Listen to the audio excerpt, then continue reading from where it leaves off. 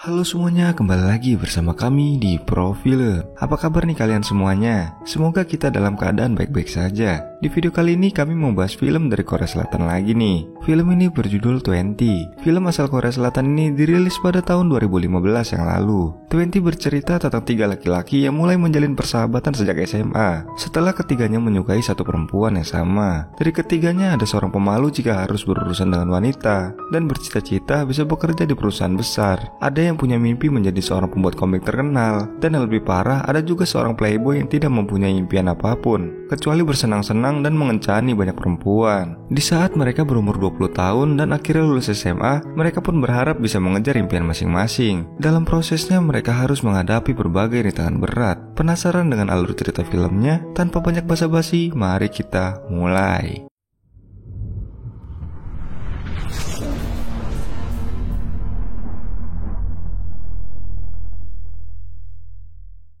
Film diawali di sebuah kelas. Terlihat ada siswa yang bernama Young Jae yang ragu untuk menghampiri seorang gadis. Ada anak muda lain bernama Dong Woo. Diperlihatkan dia sedang melukis seorang gadis dan ingin menghampirinya. Tetapi dia juga ragu, gengs. Nah, yang satu ini bernama Chiho.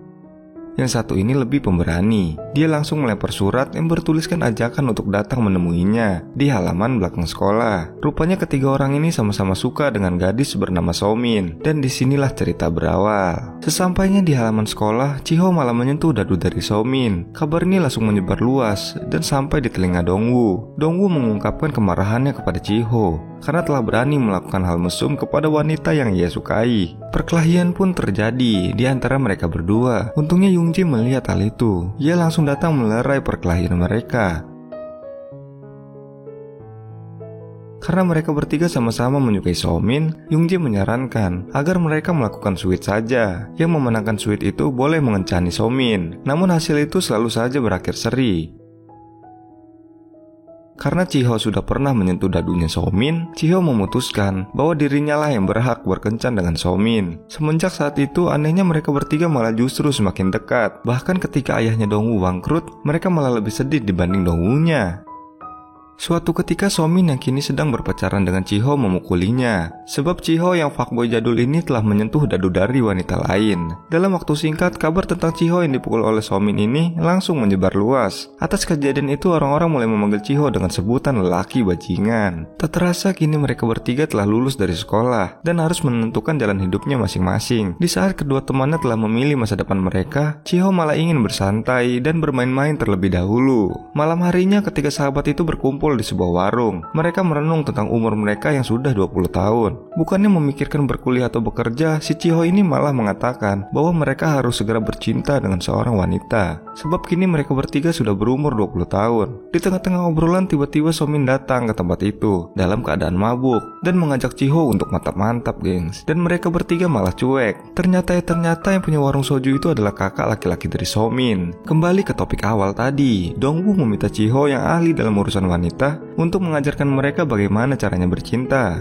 Dengan senang hati Chiho pun mau mengajarkan caranya kepada mereka. Keesokan harinya Chiho mengajak wanita ke rumahnya yang sedang tidak ada orang. Sementara itu dua cecunguk ini bersembunyi di dalam lemari dan mengamati Chiho yang sedang minum dengan seorang wanita ini. Dengan liciknya Chiho mengeluarkan jurus-jurus fuckboy jadul miliknya. Ketika mereka akan bercium ria, tiba-tiba kedua cecunguk ini malah keluar dari persembunyiannya. Mereka terjatuh dan keluar dari lemari tersebut. Dengan polosnya Chiho malah bertanya kepada wanita itu, apakah mereka akan melanjutkan lagi kegiatan itu? Dan tentu saja wanita itu marah dan langsung mengajar Chiho. Adegan berubah lagi di rumahnya Young Jae. Young Jae sedang melakukan senam jari. Tiba-tiba adiknya yang bernama Sohee menerobos masuk ke dalam kamarnya. Tentu saja Young Jae menjadi panik. Ia langsung menghentikan adiknya yang hendak mengadukan hal itu kepada ibu mereka. Kemudian Young Jae menjelaskan jika yang tadi dilakukan itu adalah ritual yang dilakukan setiap laki-laki sebelum masuk kuliah.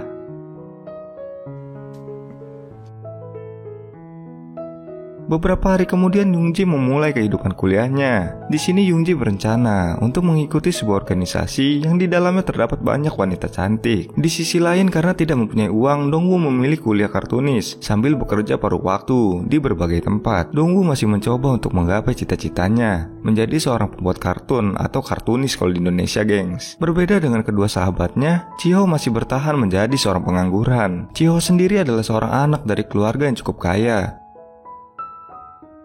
Adegan pun berubah. Suatu malam Jungye mengikuti pesta minum-minum sebagai sambutan bagi mahasiswa baru yang akan masuk di kampus itu. Di sini Jungye minum terlalu banyak sampai dirinya mabuk berat. Tak lama Jungye melihat seorang wanita datang dan kemudian Jungye malah terjatuh pingsan. Keesokan paginya Jungye melihat seorang wanita cantik bernama Jinjo dan jatuh cinta pada pandangan pertama. Anehnya meski tidak saling mengenali, tetapi Jinjo mengajak Jungye untuk pergi ke kampus bareng mengendarai mobil mewah miliknya. Sesampainya di kampus mereka pun berpisah. Semula Jungye dia merasa sangat senang karena mengira jika dirinya populer. Tetapi temannya memberitahu Jungye memang populer gara-gara dia terkenal karena video memalukan dirinya yang sedang mabuk ketika berada di pesta penyambutan mahasiswa baru. Jungye terlihat agak kaget begitu mengetahui hal ini. Di lain tempat Dongwoo bertemu dengan Sohee, yaitu adik dari Youngjae, yang sebelum ini memergoki kakaknya lagi senam jari. Sohee menceritakan kelakuan kakaknya itu kepada Dongwoo. Di setiap kesempatan Sohee selalu saja mencoba untuk menggoda Dongwoo. Sohee selalu menjadi buntut Dongwoo kemanapun dia pergi. Sementara itu Chiho masih belum juga bekerja maupun berkuliah. Setiap malamnya hanya ia habiskan untuk dugem dan bersenang-senang di sebuah klub malam. Karena masih terus menjadi beban keluarga, ayahnya menyarankan Chiho untuk bekerja di restoran miliknya saja. Namun Chiho menolak. Akibatnya, sang ayah memutuskan untuk tidak memberikan uang lagi kepada Chiho. Mendengar hal ini, Chiho langsung protes dan merengek-rengek pada ayahnya agar dirinya diberikan uang jajan lagi. Baik dipaksa gede, gengs.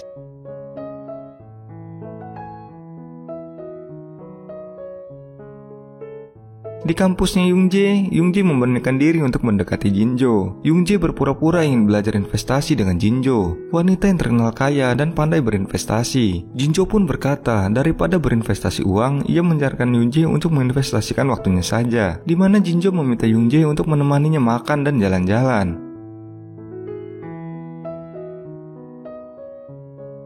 Di sisi lain, Chiho pun ingin memenuhi keinginan ayahnya, yaitu kuliah memasak. Namun ia bosan mengikutinya. Karena bingung harus melakukan apa, Chiho mengajak kedua temannya untuk bertemu di keesokan harinya. Adegan berubah di sebuah mobil. Di sana Youngjae yang sedang menyetir, dan dua cecunguk ada di belakangnya. Karena dia yang menyetir jadi agak lama kayak keong, gengs. Lalu Chiho pun menggantikannya. Lalu ketiga cecunguk ini malah lihat seorang gadis cantik yang lewat di depan mereka. Untuk membuat gadis itu terkesan, Chiho malah dengan cerobohnya menggas mobil terlalu dalam, yang membuat gadis itu tertabrak dan mereka pun panik. Gadis itu pun dibawa ke rumah sakit. Tentu saja mereka langsung menyalahkan Chiho atas kejadian tersebut. Kemudian Dongwoo menyarankan Chiho untuk merayu saja gadis tersebut. Namanya buaya beneran dirayu, gengs. Namun wanita itu malah mengajak Chiho untuk ikut bersamanya ke lokasi syuting. Wanita yang merupakan artis pendatang baru itu bernama Yoonhye. Di sini Yoonhye meminta Chiho untuk berpura-pura menjadi manajernya. Karena Chiho tidak memiliki uang untuk biaya ganti rugi, ia pun bersedia melakukan hal tersebut.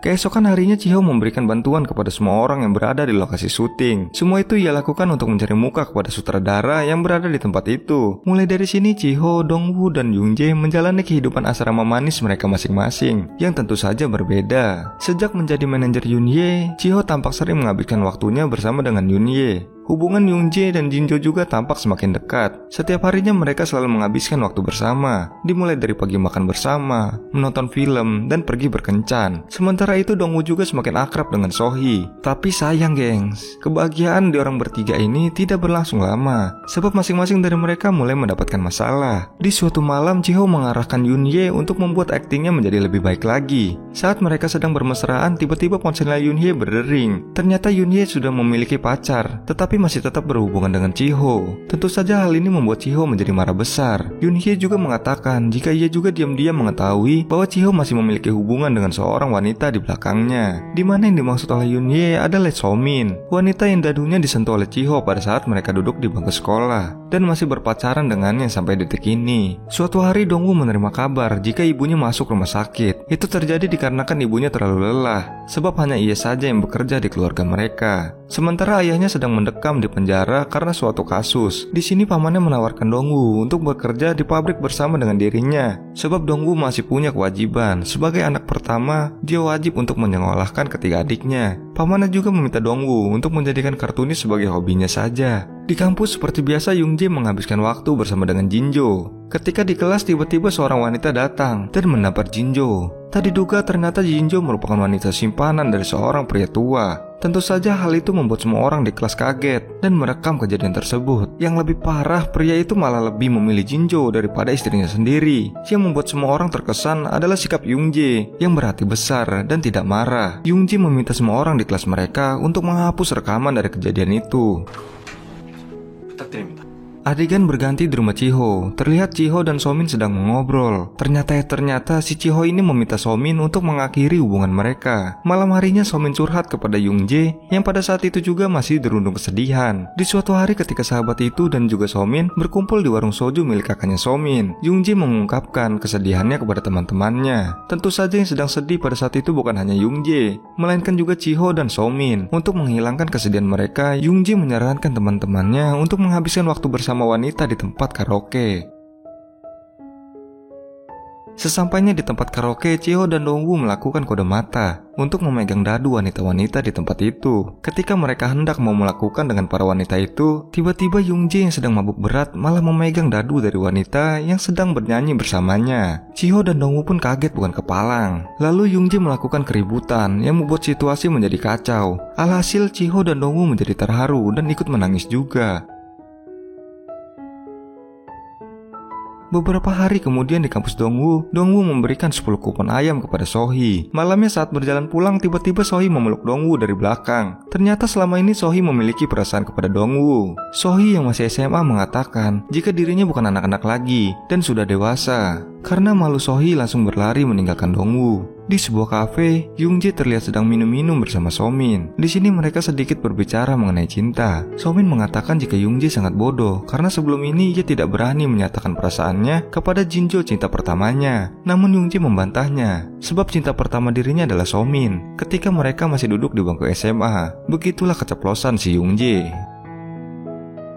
Di lain tempat, Yoonhye mengatakan jika ia sedang menjalin hubungan dengan seorang pria pemilik perusahaan agar nantinya ia bisa menjadi bintang iklan dari perusahaan tersebut. Hal ini membuat Chiho begitu marah. Oleh karena itu, Yoonhye dan Chiho harus mengakhiri hubungan mereka. Sejak saat itu, Chiho menjadi sering melamun. Yang tadinya melamun tingkat dasar, sekarang sudah melamun tingkat dewa, gengs.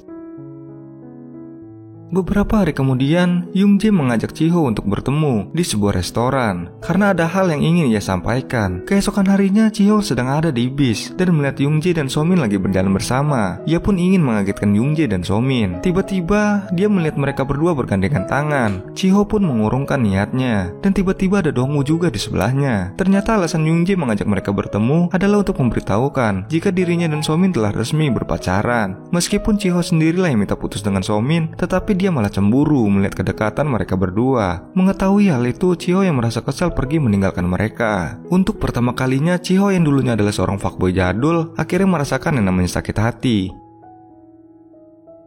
Di rumahnya, Dongwoo mendapatkan pesan dari Sohee yang meminta jawaban dari Dongwoo. Setelah Dongwoo mengetahui perasaannya, meskipun hari itu adalah hari ujiannya, tetapi Dongwoo malah membolos dan justru pergi ke tempat pangkas rambut. Ternyata Dongwoo telah menerima tawaran dari pamannya untuk bekerja di sebuah pabrik. Mendengar hal itu, teman-teman Dongwoo merasa kecewa padanya, sebab mereka tahu betul jika selama ini Dongwoo sangat berusaha keras untuk mengejar cita-citanya. Walaupun merasa sedih, namun demi kebaikan keluarganya, Dongwoo harus mengambil keputusan tersebut. Di sini Chiho juga bercerita jika dirinya diputusi oleh pacarnya, yakni Yoonhye. Pada akhirnya Chiho menyadari jika ini adalah hal yang harus diterimanya. Karena selama ini ia sering semena-mena terhadap wanita. Di tengah obrolan tiba-tiba muncul sekelompok preman rentenir yang datang untuk mengacak-acak warung milik kakaknya Somin. Sebab kakaknya Somin belum mampu untuk membayar hutangnya kepada mereka. Tiba-tiba Yoonjae berteriak dan bergelut bersama preman itu. Tentu saja ketiga cecunguk ini tidak tinggal diam dan melakukan perlawanan. Dengan diiringi lagu yang dramatis, mereka pun berkelahi dan slow motion pun dimulai.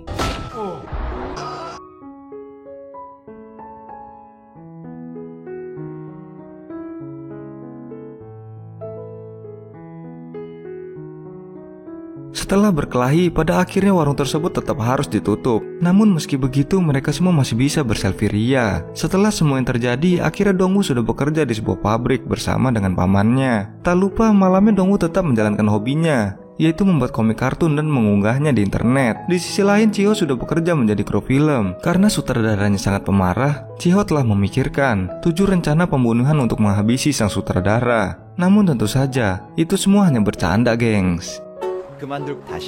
Sementara itu, Yoongjee yang sudah kehabisan modal untuk berinvestasi telah menemukan sebuah hobi baru, yaitu menjadi pembalap go-kart. Suatu ketika, mereka bertiga mendapatkan surat wajib militer. Sebelum mengikuti pelatihan itu, Yoongjee, Dongwoo, dan Chiho memutuskan untuk pergi berlibur terlebih dahulu di sebuah gunung. Di sini Dongwoo memberitahukan jika ia sudah resmi menjalin hubungan dengan Sohee, adik dari Yoongjee, dan terjadilah adegan uber-uberan lagi. Dan Chiho mengatakan kalau dirinya sendiri yang masih normal karena Yoongjee telah memacari mantannya dan Dongwoo memacari adiknya Yoongjee, dan film pun tamat. Banyak yang bisa diambil dalam film ini. Film 20 mengusung permasalahan anak muda berusia 20 tahun. Umumnya pada umur 20 tahun biasanya sedang dalam masa pencarian jati diri. Banyak yang ingin bermain-main dan bersenang-senang setiap saat. Namun di film ini mereka juga ingat jika terdapat tanggung jawab besar yang menunggu mereka di depan sana. Untuk anak muda yang sedang bingung mau kemana, tetap semangat menjalani hidup. Fokus kepada diri sendiri aja. Jangan bergantung dan terlalu berharap pada orang lain.